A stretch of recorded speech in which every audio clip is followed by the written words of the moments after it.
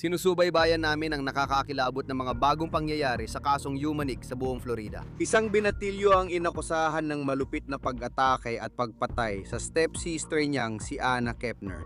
Lahat ng ito ay umano'y nangyari habang sila ay nasa isang bakasyon ng pamilya sa loob ng isang Carnival cruise ship. Ang 16 anyos na si Timothy Hudson ay naharap sa mabibigat na paratang na maaring magresulta sa habambuhay na pagkakakulong. Ngunit siya ay malaya pa rin. Bakit kaya? Ipakikita ko ang argumento niya habang nasa korte ang kaso.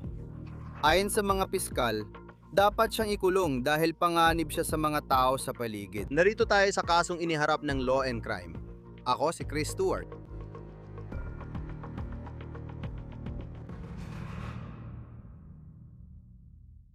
Sige mga kaibigan, sandali lang, marami tayong tatalakayin sa episode na ito ng On The Case. Pero bago tayo magsimula, gusto ko munang ikwento sa inyo ang tungkol sa app na ito. Malaki ito. Ang Upside ay nagbibigay ng cashback sa araw-araw na gastos, tulad ng gasolina, grocery at takeout. Madali lang gamitin. I-download lang ito ng libre. Mag-claim ka ng offer sa isa sa mahigit 100,000 lokasyon bayarang gamit ang card. Tapos, i-verify ang purchase para makakuha ng cashback. Ginamit ko na ito. Halimbawa, bibili ako ng gasolina o takeout, hahanap lang ako ng offers sa Upside.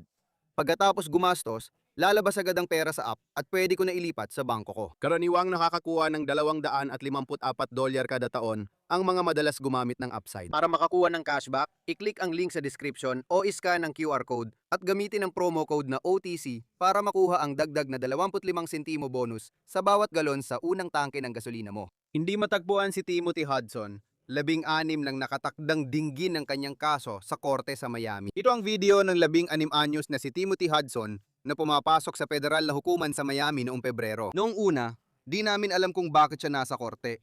Pero ngayon alam na namin.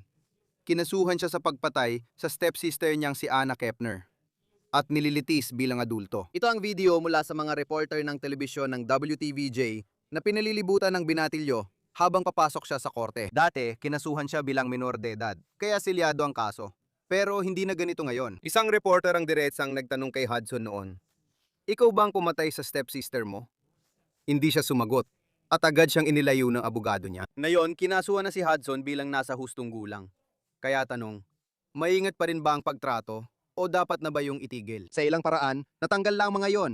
Pero sa iba, may mga batikos ngayon na parang tinatrato pa rin ang kasong ito na parang nasa korte para sa mga menor de edad pa rin. Kakausapin ko ang dating taga-usig tungkol sa nangyayari dito maya-maya. Mayon, imbes na umarap sa korte para sa arraignment ng first-degree murder at aggravated sexual assault, nagsumite ang mga abogado ni Timothy Hudson ng waiver sa kanyang pagdalo. Makikita sa linya 3 na sinabi ng mga abogado ni Timothy na siya ay nag-plead ng not guilty sa kaso. Simula nang may labas ang katawan ni Kepner mula sa Carnival cruise ship sa Miami, noong Nobyembre ng nakaraang taon, si Timothy Hudson ay tumira na kasama ang pamilya niya. Ayon sa mga dokumento ng korte, nasa pangangalaga siya ng tiyuhin, pero sabi ng piskal, dapat magbago ito dahil lililitis na siya bilang nasa hustong gulang. Ngayon lang namin nakuha ang argumento ng kampo ni Hudson na umaasang manatili siyang wala sa kulungan habang tumatakbo ang kaso.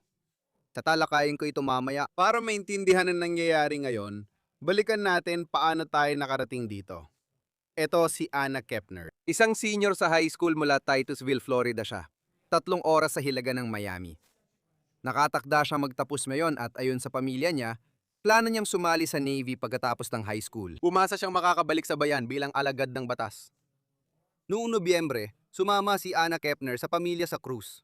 Nakausap ng lolo't lola niya ang ABC News. Sabi nila, ang biyahe na ito ay dapat sana'y pagdiriwang ng pagsasama-sama ng kanilang pinagsamang pamilya. Ama ni Anna, si Christopher Kepner, na nagpakasal kay Chantel Hudson, ang tunay na ina ng akusado, si Timothy Hudson. Ngayon, nagbitaw ng mabibigat na salita si Christopher nitong nakaraang linggo tungkol sa kanyang stepson at sa mga paratang na kinakaharap nito. Pag-uusapan pa natin yan mamaya. Ang pamilya ay sumakay sa Carnival cruise ship na The Horizon at tumagal lang halos 1 linggo ang cruise. Uminti ito sa ilang lugar sa Caribbean at babalik sa Miami. Nung gabing, bago matapos ang cruise, sinabi ng mga lolo't lola na masama ang pakiramdam ni Anna. Nagpasya siyang maagang bumalik sa stateroom, pero kinabukasan, nawala na siya. Kwento ng mga lolo't lola, may narinig silang alunsyo ng medical na emergency sa loudspeaker. Patay na natagpuan si Anna, 18 sa kanyang stateroom. Umanong isiniksik sa ilalim ng kama at tinakpan ng life jacket at kumot. Kuha ni Sheldon Fox ng WSVN-TV sa Miami ang video kung saan makikita ang katawan ni Anna Kepner na inaalis sa barko at dinadala sa opisina ng medical examiner. Natuklasan sa autopsy na namatay si Anna Kepner dahil sa tinatawag na mechanical asphyxiation. Ayon sa ulat, may isang tao na umano'y sinakal siya gamit ang isang chokehold at yon ang pumatay sa kanya. Ayon sa ulat at surveillance video, ang tanging taong kasama ni Anna sa kwarto noong gabing yon ay si Timothy Hudson, ang 16 anyos niyang stepbrother, na pumapasok sa kwarto. Ipinaparatang na pinagsama-sama ng mga magulang ni Anna sina Timothy Hudson, Anna Kepner, at ang kapatid ni Timothy sa isang stateroom. Tahimik ang federal na autoridad tungkol sa kaso ng ilang buwan. May nakuha tayong impormasyon mula sa isang alitan sa kustodya sa civil court sa Florida. Kasama ba dito ang madrasta ni Anna at ang dati niyang asawa na biological na ama ni Timothy Hudson? At sa isa sa mga pagdinig, inamin umano ni Chantel na hindi niya binigyan si Timothy ng gamot na kailangan niya para sa insomnia at ADHD. Pagdating naman sa as far as mayroon ba siyang anumang diagnosis? May ADHD siya. Gaano nakatagal siyang may ADHD diagnosis? Mga 3 o 4 na taon na.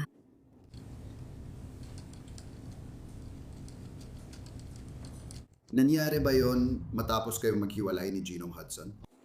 Oo, mga ganong panahon nga. At umiinom ba siya ng gamot para sa kanyang ADHD? Oo, umiinom siya. At anong gamot ang iniinom niya? Takulit, methylphenidate. Pwede na bang bigkasin yan para sa akin? Methylphenidate? Hindi ko alam ang baybay. Sige. Ang pangalan ng brand ay Concerta. Salamat. At gaano kadalas niya iinumin ang gamot na yon? Tuwing umaga.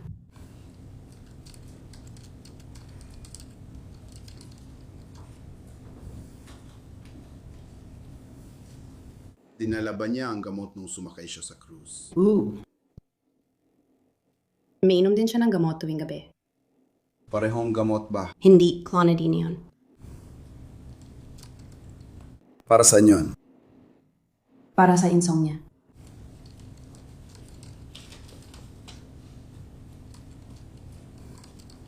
Tinago mo ba ang mga gamot?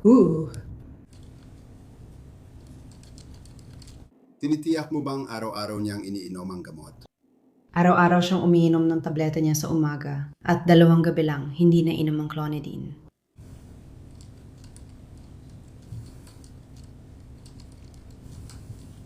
Ikaw rin ang may hawak ng clonidine niya. Oh, tama yun. Oo, pasensya na. At anong ibig mo sabihin na laktawan niya ang mga dose? Anong nangyari doon? Natulog na siya bago niya makuha. Tulog na siya nun. Kasama na ang Webes ng gabi na yun. Hindi, Huwebes ng gabi. Hindi niya nainom. Nakakatulog na ako bago siya. Para lang makasiguro ako na tama ang intindi ko, kuya. Habang nasa cruise, 2 beses siyang hindi nakainom ng gamot sa gabi. Isa sa mga gabing yon ay dahil nakatulog siya bago makainom ng gamot. At ang isa pang gabi ay nung gabing bago niya yon. Tama, nakatulog ako bago siya. Kaya hindi niya nainom ang gamot noong nakaraang gabi. Oo, hindi niya nainom bago nangyari ang insidente. Opo, ma'am. Sige, salamat. Hindi pa namin alam kung konektado ang mga iyon sa depensa ni Timoteo. Ayon sa lolo't lola ni Ana sa ABC News, sinabi ni Timoteo na hindi niya maalala ang nangyari. Sinabi nila at inuulit ko sa sarili niyang salita na hindi niya maalala ang nangyari. Yon ang sabi ng lola ni Anna Kepner sa ABC News. Sabi ng mga lolo't lola, sina Anna Kepner at Timothy Hudson ay parang kambal. Pero ayon sa pamilya ng dating nobyo ni Anna, natatakot daw siya kay Timoteo ayon sa Inside Edition. Sabi nila, si Anna raw ay nakikitira sa ibang bahay para iwasan si Timoteo. Ang dynamics ng pamilya ay maaaring makaapekto sa takbo ng kaso. Kasong ito ay didinggin sa federal na hukuman para sa mga nasa hustong gulang. Noong Marso 10 naghay ng sakdal ang pamahalang federal laban kay Timothy Hudson. Kakaisa publiko lang ng sakdal at ipinapakita na ang 16 anyos ay kinasuhan ng first-degree murder at aggravated sexual abuse. Sa mga nakaraang buwan, may mga ulat na walang palatandaan ng sexual assault kay Kepner. Ngunit ayon sa sakdal na ito, Hindi raw yun totoo. Ayon sa sakdal, si Hudson at quote, ay sinadyang at labag sa batas na nagtangkang pumatay. Iyon ay sinadyang, planado, at malisyosong pagpatay kay AK na may masamang intensyon.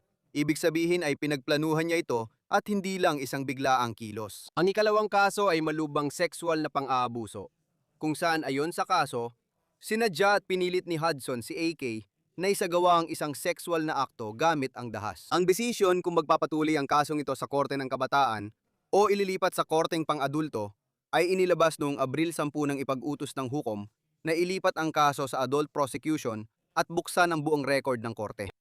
Ngayon, alam na natin ang dami ng ebidensya ng gobyerno dahil sa isang discovery filing na isinapubliko kung saan binigay na ng mga federal na taga-usig ang ebidensya sa depensa. Autopsy, mga litrato at x-ray, ang buong ulat ng medical examiner na may mga tala, at pagkuha ng datos mula sa cellphone ng isang tao na pinaniniwala ang pag-aari ng tatay ni Ana, 4 na body camera video mula sa mga deputy sheriff ng Miami-Dade, at mga timeline ng FBI na ginawa ng espesyal na ahenteng nakatalaga sa kaso. Ayon sa ulat, gumamit ang autoridad ng 3D crime scene reconstruction para ipakita kung paano natagpuan ang katawan ni Kepner sa kabina. Sa kabila ng bigat ng mga kasong kinakaharap ni Hudson, bakit hindi siya nakakulong?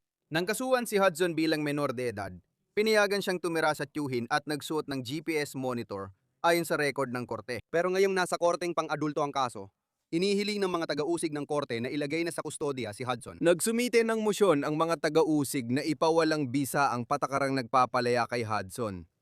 Dahil siya raw ay panganib sa iba at dapat manatili sa pre-trial detention.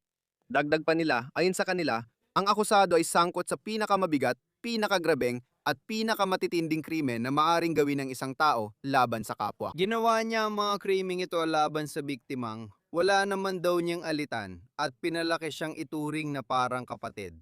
Bukod pa rito, isinagawa niya ang mga krimeng ito nang walang anumang babala.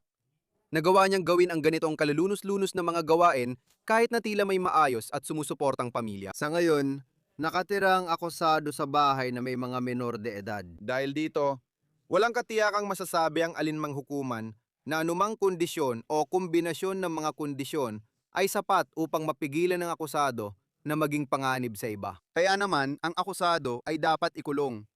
Iniling ng depensa ni Hudson na magdaos ng pagdinig sa parehong hukom na dati ring pumayag na huwag siyang makulong noong siya'y kinasuhan ng pagpatay sa sistema para sa mga menor de edad. Ayon sa depensa, gaya ng ipinakita nitong nakaraang 2 buwan, may mga kondisyong pwedeng ipataw sa kalayaan ni TH para matiyak na hindi siya magiging panganib sa komunidad. Ayon sa depensa, sinunod ni Hudson ang lahat ng mga tuntunin ng utos sa kanyang paglaya na itinakda mahigit 2 buwan nang nakalipas. Ngayon, si Christopher, ama ni Anna Kepner, at parang pangalawang ama ni Timothy Hudson, ay hindi nagpigil sa mga pahayag niya sa Daily Mail. Ayon kay Christopher, delikado si Timothy sa publiko at gusto niya itong makita na naka-orange na jumpsuit. Sabi niya hindi nagpapakita ng pagsisisi o paghingi ng tawad si Hudson sa umano'y ginawa niya. Naiinis sila na malaya pa rin siya. 6 na buwan nang nakalipas at dapat na aresto na siya, pero malaya pa rin siyang gawin ang gusto niya. Ayon kay Christopher sa Daily Mail. Sinabi rin niya sa Daily Mail na mula nang ilagay si Timothy sa pangangalaga ng kanyang tiyuhin noong Disyembre, siya o ang kanyang asawa, ang ina ni Timothy, ay hindi pa nakakausap si Timothy. Sinabi niya na hindi na natatanda ni Timothy ang mga nangyari. Makakasama natin ngayon ang dating federal prosecutor at West Coast Trial Lawyers President Nimo Romani para talakayin ang kaso. Maraming salamat gaya ng dati sa pagsama sa amin dito sa Law and Crime. Magsisimula ako sa isang diretsahang tanong na alam kong marami ang nagtatanong. Ibig kong sabihin, nakikita mo ito sa mga headline. Bakit sa kabila ng mga paratang kay Timothy Hudson, hindi pa rin siya nakakulong hanggang ngayon? Magandang tanong. Kadalasan kapag ang isang nasa hustong gulang ay kinasuhan ng pagpatay, ikukulong sila ng walang piyansa. Ngayon, malinaw na sa kasong ito, si Timothy Hudson ay menor de edad noon at hanggang ngayon. Ngayon, siya ay nililitis bilang isang adulto, pero hindi yun automatiko nangyayari sa federal na korte. Kailangang magpasya ang hukom na ayon ito sa interes ng hustisya at nagpasya na ang hukom tungkol dito. Pero kadalasan, bago mangyari yon, hindi kinukulong ang mga menor de edad dahil ang sistema ng hustisya para sa kabataan ay may ibang layunin. Pangunahing layunin nito ay rehabilitasyon. Samantalang syempre sa hukumang pang-adulto, isa sa mga pangunahing layunin ay parusahan pero para rin protektahan ang komunidad at tiyakin na hindi tatakas ang mga individual. Kaya ang mga nasa hustong gulang na kinasuhan ng pagpatay at malubhang sexual na pananakit, kadalasang nakakulong habang hinihintay ang paglilitis. At ang mga piskal ay nagsampa ng mosyon para baguhin ang mga kondisyon na yon. Kaya dadalhin siya sa kustodya. Dahil, kung ipapaikli ko ang sinabi ng mga piskal, ang ibig kong sabihin, siya ay inaakusahan ng sobrang delikadong mga krimen. Inaakusahan nila siya na napakadelikado kapag kasama ang ibang tao. Sinasabi nila na, alam mo, sa kasulukuyang sitwasyon niya, kung saan pinapayagan siyang tumira kasama ang kanyang tiyuhin, may mga menor de edad na bata sa bahay. Nayon na siya ay nasa hustong gulang, nagbago na ang lahat. Ayon sa depensa, sinulod niya ang lahat ng patakaran at kondisyon at naka-GPS monitor siya. Nasa isang bahay siya at inaalagaan. Gusto nilang magdaos ng pagbinig. Paano ito ginagawa ngayon na nililitis siya bilang adult? Ito ay mga pagdinig sa piyansa kung saan minsan pinagtatalunan ng depensa na dapat palayain ang nakakulong na individual. Sa kasong ito, iginiit ng prosekusyon na ang taong nakapiyansa at nasa ilalim ng pang-asiwa ng pretrial services ay ganun ang sistema sa federal na antas. Laging may mga kondisyon, di ba? Bawal magmay-ari ng baril, sundin ang batas, isuko ang pasaporte, yung mga karaniwan. Pero ang ipaglalaban ng prosekusyon ay wala talagang kondisyon o kombinasyon ng mga kondisyon na makakatiyak na dadalo ang akusado sa paglilitis at masisiguro ang kaligtasan ng publiko habang isinasagawa ang mga proseso. Iyan ang ipaglalaban ng US Attorney sa Florida habang kokontra ang depensa. May espesyal na pagdinig para dito. Alam ko na gusto ng depensa na ang pagdinig ay sa hukom na pumayag manatili siya sa bahay ng kanyang tiyuhin sa ilalim ng mga kondisyong ito. Sa legal na sistema, kailangang sundin ang lahat ng patakaran at proseso.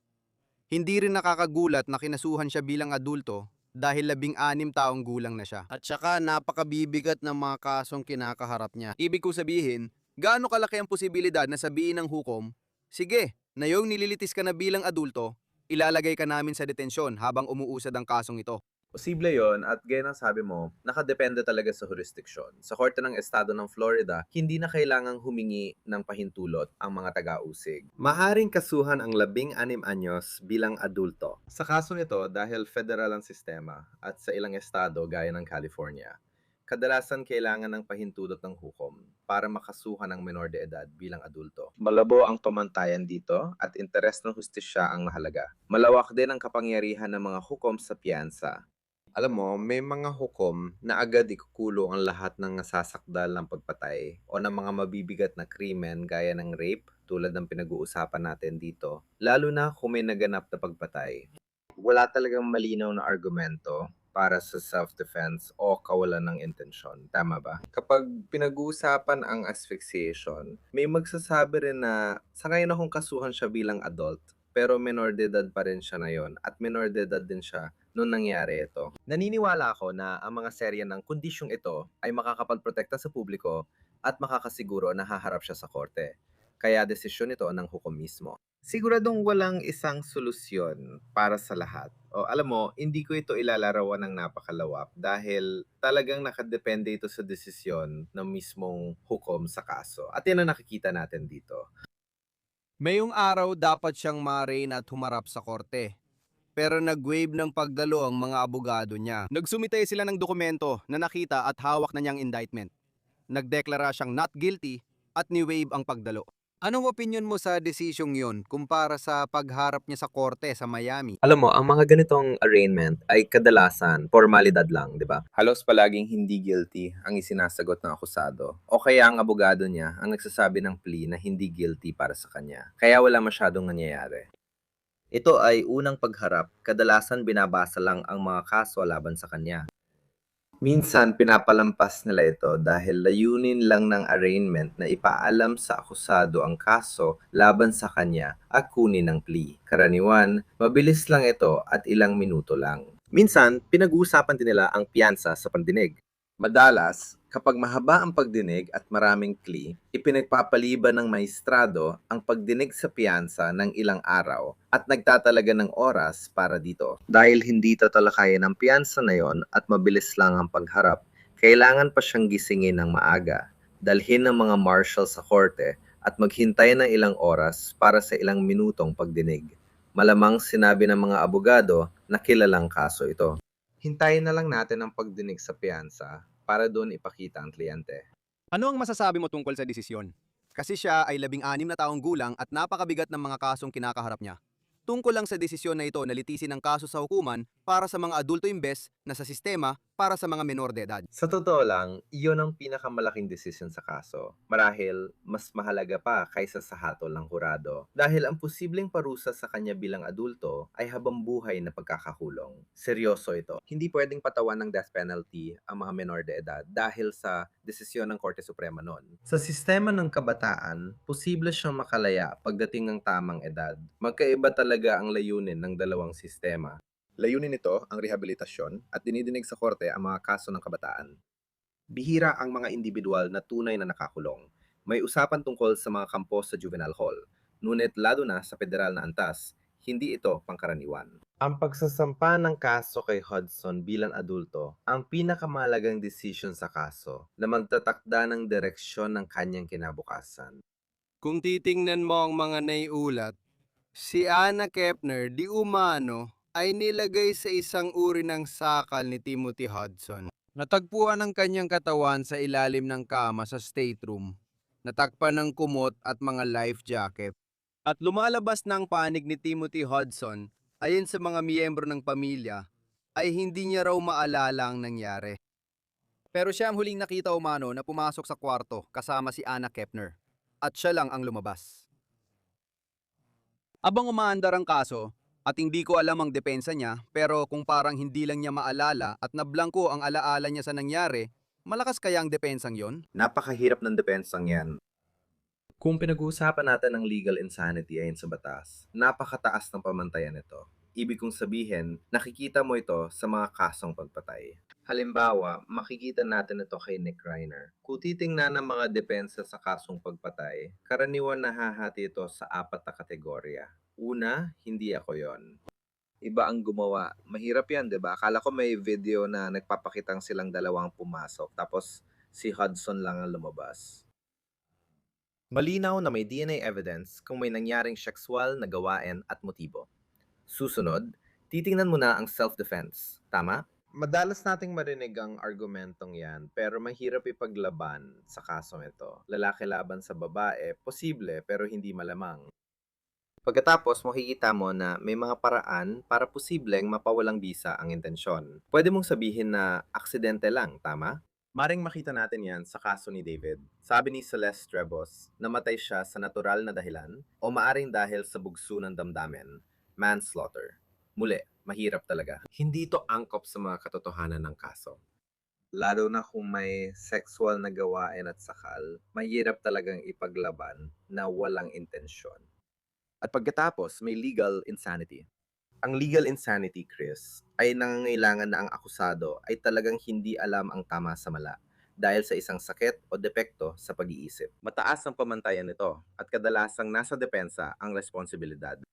At hindi gusto ng mga hurado ang mga argumentong ganyan. Bihira lang silang magtagumpay. Mahirap pa rin depensahan ito based sa merito. Hindi ko sinasabing wala silang ibang argumento para pababain ang parusa dahil sa edad niya. Sa tingin ko, mahihirapan ang depensa makakuha ng hatol na walang sala o hindi magkaisa ang hurado sa paglilitis. 6 na buwan na mula nang umano'y pinatay si Anna Kepner sa barkong pang-cruise ng Carnival. Alam mo, lalo na kapag napag-uusapan ng posibleng kalagayan ng kanyang pag-iisip, nasangkot ang kanyang nanay sa isang civil case tungkol sa diborsyo at kustodiya ng anak nilang si Timothy Hudson. Sabi niya, hindi raw niya binigyan ng gamot para sa ADHD at insomnia si Timothy nung gabing yon. Pero gaano nga ba?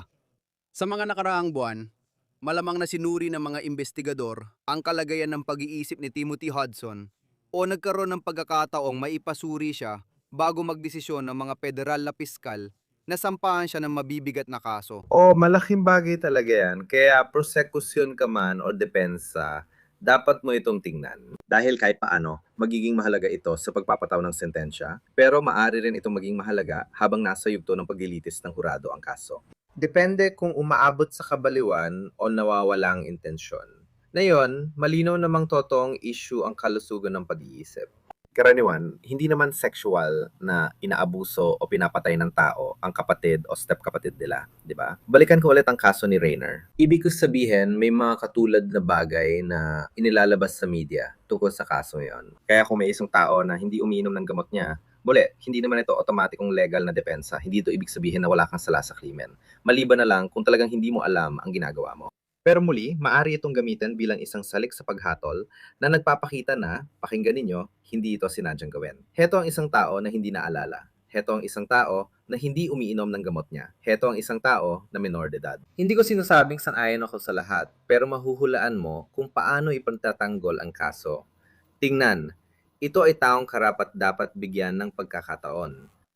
Hindi agad, pero baka matapos ang ilang dekada sa federal na kulungan. Sa isang punto ng kanyang pagiging adulto, dapat siyang bigyan ng pagkakataon na muling makasama sa regular na populasyon ng bilangguan kung makokontrol niya ang mga issue niya sa kalusugan ng pag-iisip. Pagdating dito, mahaba pa ang lalakbayin natin. Ngunit naghain siya ng plea na wala siyang sala. Sa ngayon, paratang pa lang ang lahat. Maring may matibay siyang depensa na hindi natin alam na pwedeng magpaliwanag dito. Pero 16 taong gulang pa lang siya. Nahaharap siya sa mga kasong pwedeng magkulong sa kanya habang buhay. Ibig kong sabihin, kung siya ay napatunayang nagkasala at bibigyan ng ganong sentensya, paano inahandle ng federal na sistema ang isang 16 anyos na papasok sa isang sitwasyon sa federal na kulungan na siguradong napakadelikado? Oh, Chris, magandang tanong mo. Kaya siya kailangang ihiwalay sa matatanda sa kulungan. Kaya kapag may mataas ang profile na akusado o menor de edad na akusado ulit, ang Bureau of Prisons natin ay hindi talaga nakahanda para ikulong ang mga menor de edad. Hindi marami ang ganitong mga kaso. Hindi rin marami ang ganitong mga individual sa mga federal na kulungan. Kaya kailangan mo siyang protektahan mula sa ibang mga bilanggo na matatanda at posibleng mapanganib. Isa yan sa mga trabaho ng BOP. Kaya malinaw na inihihiwalay nila ang mga tao based sa kasarian, pero inihihiwalay din nila based sa panganib sa bilanggo at pati na rin sa panganib na maaring idulot ng bilanggo sa ibang tao sa general population ng bilangguan. Narito ang isang tao na hindi pwedeng ilagay sa general population dahil sa edad niya. Oo, at mahaba-haba pang lalakbayin bago tayo makarating sa puntong yon. Pero tiyak na isang hakbang ito pasulong. Nagpasok siya ng not guilty plea. Titingnan natin kung ano ang susunod na mangyayari. Nima Romani, dating federal na taga-usig at presidente ng West Coast Trial Lawyers, salamat sa pagsama dito sa Law and Crime. Siyempre Chris, salamat sa palaging pag-imbita sa akin. Sigurado akong susubaybayan pa natin ito ng matagal. Iyan po ang pagtatapos ng On The Case mula Law and Crime. Mag-subscribe sa YouTube at Spotify at mapapanood din kami sa Peacock. Ako si Chris Stewart, hanggang sa muli.